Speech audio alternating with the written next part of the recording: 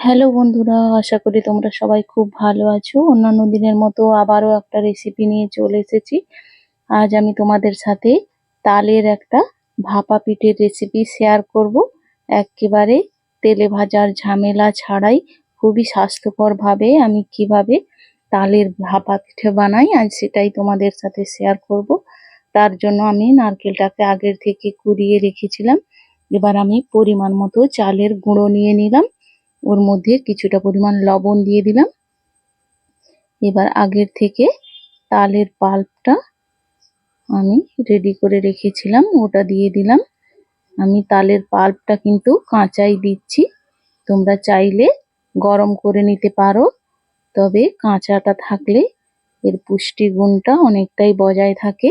বারবার তালের পাল্পটাকে গরম করলে ওর পুষ্টিগুণটা নষ্ট হয়ে যায়।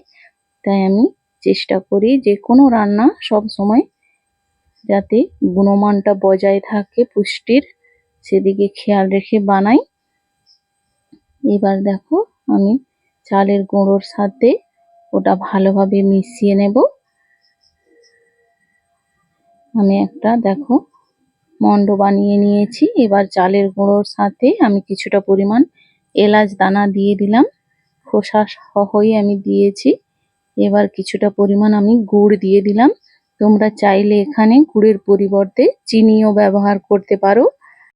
গুড়টা চিনির থেকে শরীরের জন্য অনেকটাই ভালো, তাই চেষ্টা করবে সব সময় রান্নাতে গুড়টাই ব্যবহার করার।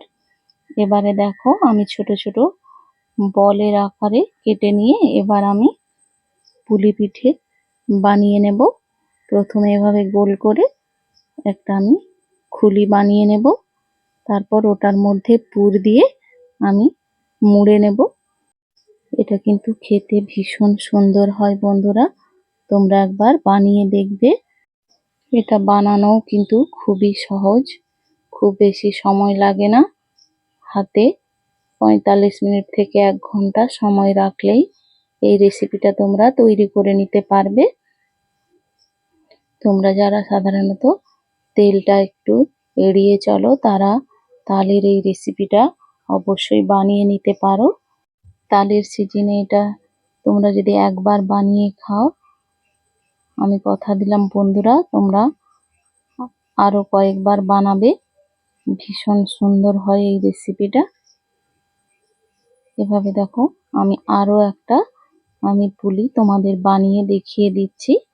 আমি পুরো চালের গুঁড়োটা আমি এই তালের পাল্প দিয়েই মেখেছি বন্ধুরা, আমি এতে কোনো জল অ্যাড করিনি। এতে দেখো খুব সুন্দর মাখাটা হয়েছে, একেবারে কোনো ফেটে যাওয়ার সম্ভাবনা থাকে না। দেখো আবারও একটা বানিয়ে নিলাম। এইভাবে বাদ বাকিগুলো আমি বানিয়ে নিয়েছি। এবার আমি আগের থেকে গ্যাসে আমি একটা কড়াইতে জল গরম করে কিছুক্ষণ রেখেছিলাম, দিয়ে তারপর আমি বন্ধ করে দিয়েছিলাম। আমার বানানো কিছুটা দেরি ছিল তাই আবারও আমি গ্যাসটা অন করে দিলাম। এবার ওর মধ্যে আমি একটা স্ট্রেনার দিয়ে দিয়েছি।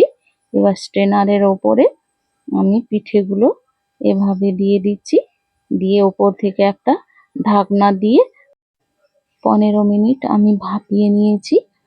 তোমরা চাইলে এখানে যে কোনো রকম পাত্র ব্যবহার করতে পারো যেগুলোতে ফুটো থাকে।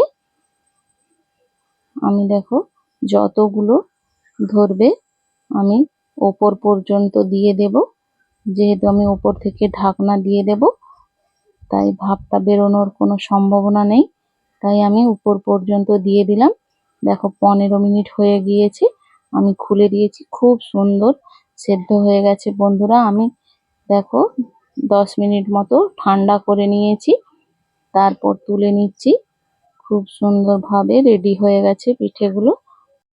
বাদ বাকি পিঠেগুলো আমি একই রকম ভাবে ব্যাচ বাই ব্যাচ আমি সাজিয়ে নিয়ে এভাবেই ভাপিয়ে নেব।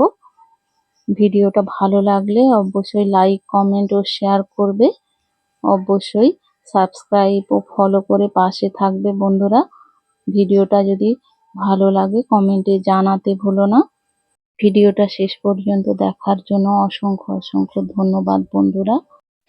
এরকম আরো পুরনো ট্রেডিশনাল অথবা নতুন ধরনের রেসিপি দেখতে চাইলে অবশ্যই পেজটাকে ফলো করে পাশে থাকতে হবে।